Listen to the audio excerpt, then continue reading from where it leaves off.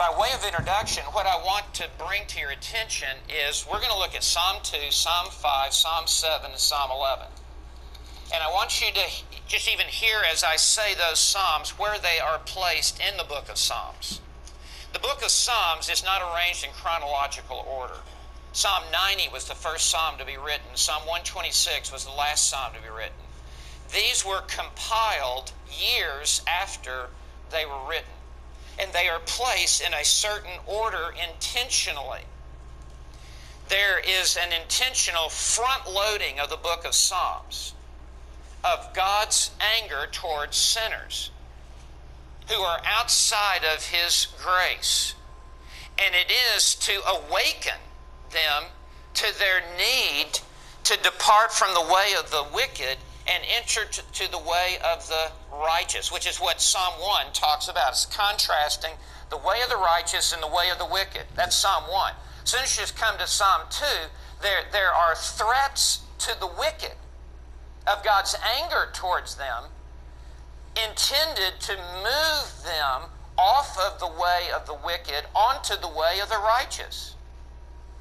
So, in Psalm 2, for example, why are the nations in an uproar, and the peoples devising a vain thing? This refers to all of the nations of the world. And it refers to all of the nations of the world in every generation. That there is a global conspiracy against God. There is a global rising up among the nations and among the peoples against God. It is true of every generation of human history. And peoples and nations are intentionally in the plural. Verse 2, the kings of the earth take their stand, and the rulers take counsel together. They are presiding over the nations and over the kings of the earth.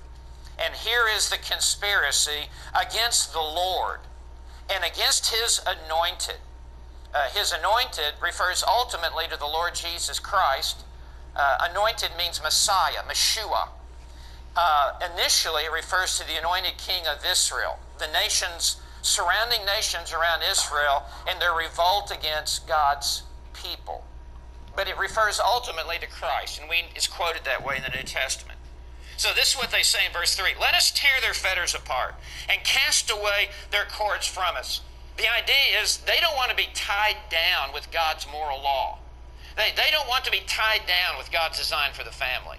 They don't want to be tied down with ethical and moral issues. They want to be free to go their own way. They don't want the constraints of God to be upon them.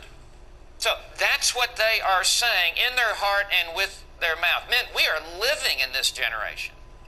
We don't want the Ten Commandments. We don't want to be told how to live. We want to be free to go our own way. So how does God respond to this in verse 4? He, that's God, who sits enthroned, sits in the heavens, laughs. It's not the laughter of hilarity. It's the laughter of scorn. It's the laughter of ridicule. The Lord scoffs at them. Then He will speak to them in His anger and terrify them in His fury, saying, but as for me, I've installed my king upon Zion, my holy mountain. Despite your rebellion, God says, I have enthroned my Son at my right hand, and I will execute my purposes on the earth. And it is utterly laughable that you think you could throw off my sovereign reign over the earth. All of the nations together. God laughs at it. You puny little man think you can override my sovereignty?